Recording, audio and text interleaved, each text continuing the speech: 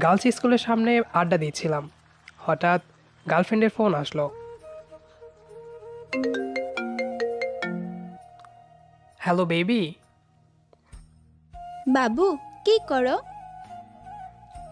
এই তো বাবু, আড্ডা দিচ্ছি। তুমি কি করো?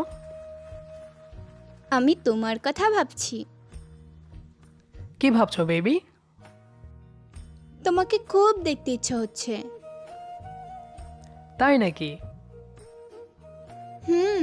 শোনো, আজ বাসায় কেউ নেই, বাবা মা বেড়াতে গেছে।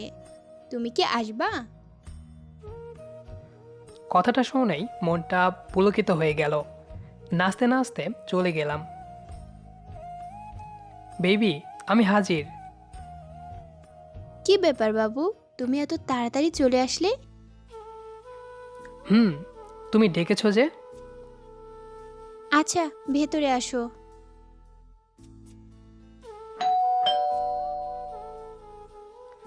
ভেতরে গিয়ে বসা মাত্রই কলিং বেল বেজে উঠল। বাবু দেখো তো, কে আসছে? বাইরে কলিং বেল বাজে। দরজার ফাঁক দিয়ে দেখলাম ওর বাবা মা। আমি এক দৌড়ে ভেতরের রুমে ঢুকে গেলাম। তোমার বাবা মা আসছে, এখন কি হবে? কিছু না, তুমি খাটের নিচে লুকাও। আমি তার কথা মতো খাটের নিচে লুকালাম। দরজা খুলতেই ওর বাবা বলল, মা, দরজাটা খুলতে এত লেট হলো কেন? না বাবা, আমি ওয়াশরুমে ছিলাম। ও আচ্ছা। কিছুক্ষণ পর খাটের নিচে ঠিক আমার হাতের কাছে একটা পুঁটলি ছুঁড়ে ফেলে দিয়ে চলে গেল। পুঁটলি খুলে দেখি দামি দামি সোনার গয়না। মনে করছিলাম আমার সাথে পালানোর জন্য আগে থেকেই সব কিছু গুছিয়ে নিচ্ছে। কিছুক্ষণ পর পাশের রুম থেকে আওয়াজ পেলাম। জিএফ বলছে, মা, চোর ঢুকেছে আমাদের ঘরে, চোর চোর। কথাটা শুনে ভালোই লাগছিল। মনে হয়েছিল এটা প্ল্যান, আমাকে বাইরে বের করার। কিন্তু না, কিছুক্ষণ পর জিএফ আরও চেঁচিয়ে বলছে, বাবা মা, চোর আমার রুমের খাটের নিচে। চোরটা আমাদের সোনা দানা অলংকার চুরি করে লুকিয়ে আছে। কথাটা শুনেই চিরিক করে জল বেরিয়ে আসলো চোখ দিয়ে।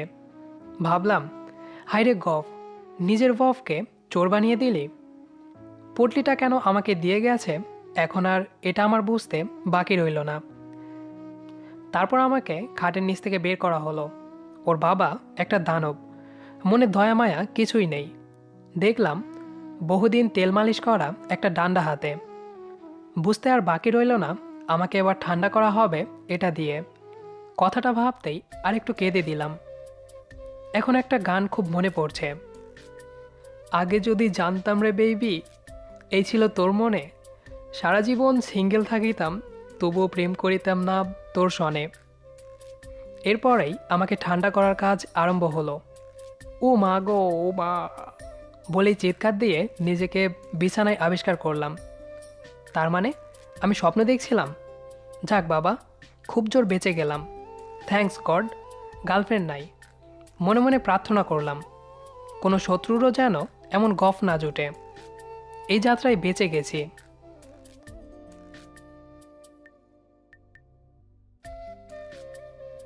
বিয়ের রাতে ছেলেটি আমার পাশে বসার আগেই ধমক দিয়ে বলেছিলাম, খবরদার আমায় ছোবেন না বলছি। বিয়েটা আমার কাছে স্রেফ কাগজে কলমে একটি চুক্তি, তাই প্লিজ নিজের পুরুষত্ব দেখাতে আসবেন না একদম। ও খানিকটা লজ্জায় মাথা নিচু করে বলেছিল, আপনি যা ভাবছেন তা একদমই নয়। তাছাড়া আমরা দুজন দুজনকে চিনি না, তাই চেয়েছিলাম বন্ধু হতে। যাকগে, ঘুমিয়ে পড়ুন। এই বলে ও অন্য রুমে ঘুমোতে গেল। লোকে আমায় বলতো আমি নাকি পরীর মতো দেখতে, রীতিমতো ছেলেদের লাইন লাগতো আমার পেছনে। কিন্তু হুট করে বাবা কোনো এক খ্যাত ব্যাকডেটের ছেলে খুঁজে নিয়ে আসলেন আমার জন্য। অবাধ্য হতে পারিনি, তাই নিজের মনের সাথে যুদ্ধ করে রাজি হয়ে গেলাম বিয়েতে।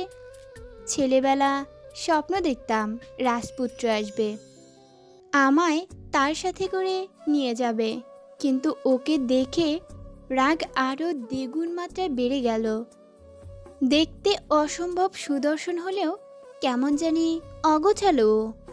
চোখের নিচে কালি জমেছে, না জানি কত রাত ও ঘুমায়নি। মাথার চুলগুলো কাটে না হয়তো অনেক দিন ধরে, গাল ভর্তি দাড়ি, দেখতে অনেকটা গম্ভীর ও এলোমেলো স্বভাবের। কিন্তু কে জানি বলেছিল ভালোবাসা নাকি নিজের অজান্তে হয়ে যায়। আমার ক্ষেত্রেও তাই। যাকে ভালোবাসবো না বলে সিদ্ধান্ত নিয়েছিলাম, আজ তার প্রতি আমি দুর্বল। আর হবেই না কেন? যে ছেলে প্রতিদিন হাজারটা ঝাড়ি গালি হজম করে রোজ রাতে অফিস থেকে বাড়ি ফেরার সময় একগুচ্ছ গোলাপ ফুল এনে আমার রুমের বাইরে রেখে যায়, তাকে কি আর ভালো না বেসে পারা যায়?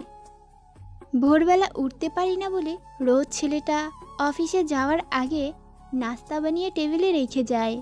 মাঝে মধ্যে ওর এমন কাণ্ড দেখে ভাবি, যদি আমায় কোনো বড়লোক রাজপুত্র বিয়ে করতো, সে কি এভাবে আমায় ভালোবাসতে পারতো নাকি? মধ্যরাতে যখন আমার খিদে পেলে ওকে ডেকে তুলে বলি নুডলস খাবো, ও চুপটি করে ঘুমো ঘুমো চোখে নুডলস করে খাইয়ে দেবে। শাড়ি পরতে গেলে আমি কুচি সামলাতে পারি না বলে ছেলেটা সবসময় আমার কুচি ঠিক করে দেয়। কপালে মাঝ বরাবর টিপ পড়তে পারি না অনেক মেয়ে, তাদের মধ্যে আমি একজন। তাই তো ও সব সময় আমার কপালে টিপ পরিয়ে দিবে। কিন্তু আজ অবধি আমরা কেউ কাউকে মুখ ফুটে বলতে পারিনি ভালোবাসি। ওর অগোছালো জীবনটা গুছিয়ে নিয়েছি অনেকটাই। প্রেমিকার প্রতারণার কষ্টে চুপচাপ হয়ে যাওয়া আমার ব্যাকডেটেড স্বামীকে আজ হাসতে শিখিয়েছি আমি। টোনাটুনির ছোট্ট সংসারে বেশ ভালোই ছিলাম, কিন্তু একদিন ওর অফিস থেকে এক কলিগ জানালো তানভীর মানে আমার স্বামী 4তলার সিঁড়ি থেকে পা পিছলে পড়ে গিয়েছে। অবস্থা সুবিধার না, তাই আইসিইউতে রাখা হয়েছে ওকে। বড়জোর কয়েক ঘন্টা বাঁচবে। কোনো রকম তাড়াহুড়া করে হসপিটালের ওই দম বন্ধ হয়ে যাওয়া ঘরটাতে ঢুকতেই চিৎকার করে কাঁদতে ইচ্ছে হচ্ছিল আমার। তবু নিজেকে সামলে ওর পাশে গিয়ে বসলাম। সে আমার হাতটি ধরে নিজের যন্ত্রণা ঢেকে মুখে নরম হাসি এনে আমায় বলল, স্নিগ্ধা, হ্যাঁ বলো। আজ একটা কথা বলবো। বলো। আমি তোমায় অনেক ভালোবাসি। আমিও। আচ্ছা, আমি না থাকলে কে তোমার জন্য রোজ গোলাপ ফুল এনে দেবে? তানভীর, এসব কি বলছো তুমি? তোমার কিচ্ছু হবে না।